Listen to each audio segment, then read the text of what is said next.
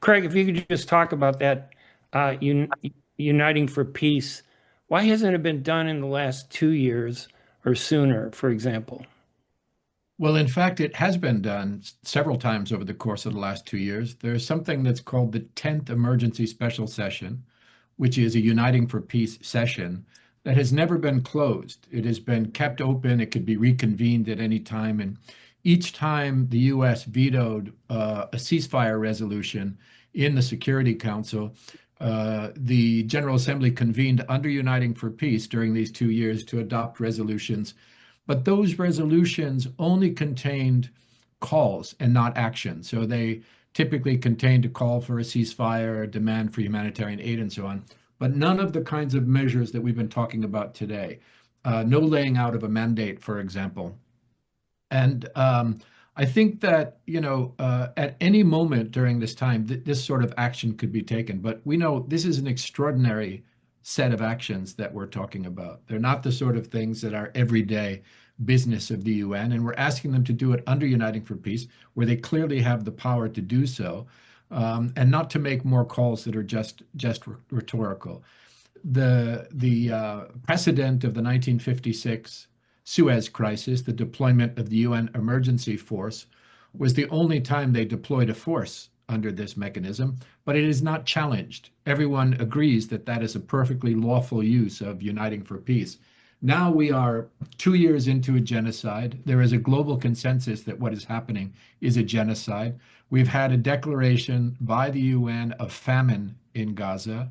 We've had a fuller deployment of Israeli forces for the final phase of the genocide in Gaza. We've had an expansion of genocidal activities in the West Bank. And we have this deadline that has been set by the General Assembly itself in the most important resolution it's adopted on Palestine in a very long time, in September of 2024, that said very specifically that if Israel doesn't comply with the orders of the International Court of Justice that were then codified in a General Assembly resolution, the Assembly would impose further measures. What we're doing is offering them the kinds of further measures that could make a difference. As, by the way, many of these measures did with apartheid South Africa. These are exactly the kind of things, not the mission, but the other elements like the refusal of credentials and the anti-apartheid mechanisms and the sanctions and so on, that the General Assembly applied with regard to apartheid South Africa. So there are precedents for all of these actions. We've reached a moment when it seems to me there is a global recognition that those sorts of measures are now appropriate. The General Assembly is a conservative body because it's a diplomatic body, but it is also a democratic body in the sense that 193 countries, one vote each country, no veto.